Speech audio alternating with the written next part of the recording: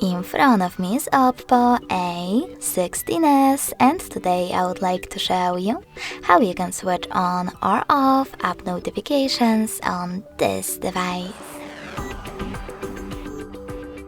First of all, go into Settings.